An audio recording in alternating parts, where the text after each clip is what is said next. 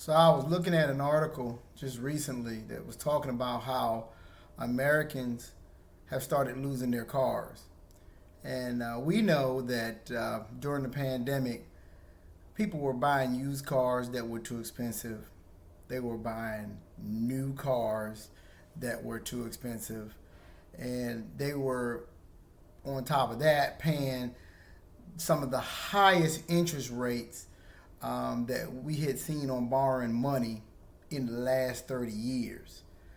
Um, and in addition to that, it was at a time when inflation was completely out of control all around us for basic necessities like food, gas, rent, even mortgage costs. Everything was just astronomical. Things were 2 to 3 times more expensive than what they had ever used to be. But yet, people still went out there and they had to have their expensive cars. They bought their expensive cars anyway. I'm not even kidding you. Like, people were literally out there buying cars that were 40, 50, $60,000 cars that were used. A lot of them were used, not even new. And most of those people made 40, 50, $60,000 a year. So something ain't right, right? How does that work? Tell me how the math works on that. I mean, you buying a 40, 50, or $60,000 car and you make 40, 50, or $60,000 a year. I mean, you're basically spending your whole year's salary on one car. Something that goes down and depreciates in value, by the way. They also completely forgot. See, this is the other thing. They forgot about the cost that comes with the car, like the cost of maintenance, which most of the time is very expensive, especially on new cars. They forgot about the taxes and they forgot about the insurance. Yeah. So, of course, the car dealer is not going to mention any of that to them. I mean, he's trying to make the sale. He's already barely trying to figure out whether or not he's going to be able to sell a car based on the price. You think he's going to say anything about? You think he's going to say anything about the car maintenance? How much the maintenance is going to cost? How much the taxes are going to be when you got to go pay for those taxes? You think he's going to say anything about the insurance costs? How high the insurance costs now are when almost all insurance has been going up across the board? Of course, he ain't gonna say anything about that. But I mean, literally, people, they stress themselves out and they max themselves out trying to get these cars. Well, it's catching up with them, and now it's being reported that some of these cars are unaffordable or becoming unaffordable to millions now of Americans. And they're saying these cars are more expensive than what they ever thought they would be. Now they're saying the cars are more expensive than what they thought they would be. And so with the high interest rates, this is causing money to slow down. Money flow is slowing down.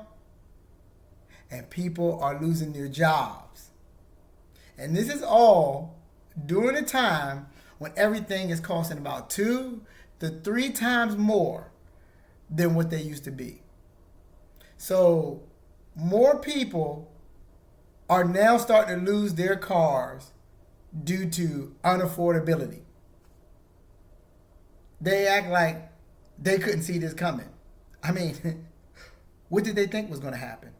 We got out of control inflation, out of control interest rates.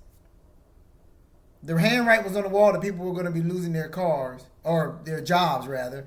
And now all of a sudden, they can't figure out why their cars are unaffordable anymore. And one person that definitely has his job that we do know, right? Even though you lost your job, the repo man still got his job. The repo man still got his job. And guess what? He's making money hand over fist. That's what's happening right now. It's being reported that people, repo guys, are spending 8, 10, 12 hours a day repoing cars with no breaks. No breaks in between. That means they're working all day. Some of those repos, these guys are getting anywhere between $100 and $300 a tow. And guess what? It's people's cars who decided to ignore what was going on in the economy, and they just determined, oh, I want my car, I want what I want now. They stressed out for it, knew they couldn't afford it, and bought it anyway. Now they're paying the price. Now, get this. I'm not making this up. According to an October report by MarketWatch, Americans need an annual income of at least $100,000 to afford a car. I'm not even lying. $100,000 to afford a car.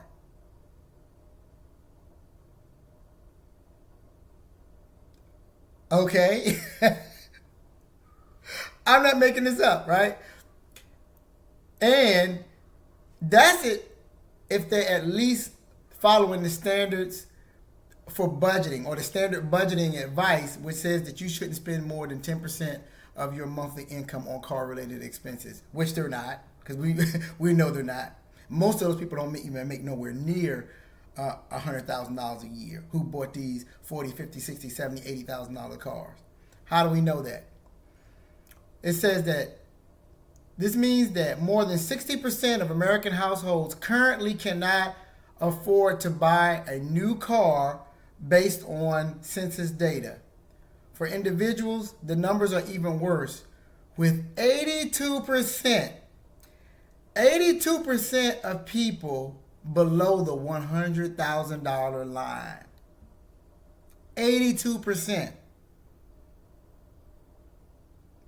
That's just about everybody. That's, I mean, that's 8/10 of 100% of people that don't make the income to afford a new car. That didn't stop them from buying it though. And so now the problem is it's getting worse. We know that most people have credit card debt up to here. Is completely through the roof. We know that most people don't have an emergency savings account. KG, what is that? What kind? What's KG? Tell me what is an emergency savings account? I never heard of that before. They don't have an emergency savings account. We know most people are still fighting inflation with things like groceries, energy, and rent costs. Right? On top of their piling credit card debt. Credit card debt just mounting, and they still have to continue with dealing with groceries, energy, and rent. And we also know that people aren't disciplined, and they're spending like they have never, ever spent before, which is driving them further and further into the hole. I mean, what's the moral of the story here? You're losing your car and you can't understand why? Well, now you're finding out why. And so people say, well, I know. Well, KG, everybody's saying that the economy is doing just great, and all over in the news, and the news is saying that the Fed is going to cut interest rates in 2024. And that's going to make everything magically cheaper. That's going to make everything cheaper. All your problems going to go away because they're going to cut the interest rates in 2024. That's what they're saying. Like, everything's going to get cheaper when they cut interest rates. 2024. Guys, I hate to tell you this, but it's a lie. Okay? It's a lie. I mean, come on now. Don't believe these news outlets and these economists. Don't let them tell you that they're going to cut interest rates and tell you things to fit their narrative and meet their financial goals while you're trapped in the hole holding the bag. They're the ones that are going to benefit, and you're the one that's going to be basically struggling with all your bills, have no car, and may even be in a position where you putting your housing in jeopardy, all because you believe in what these economists are saying about what the Fed is going to do.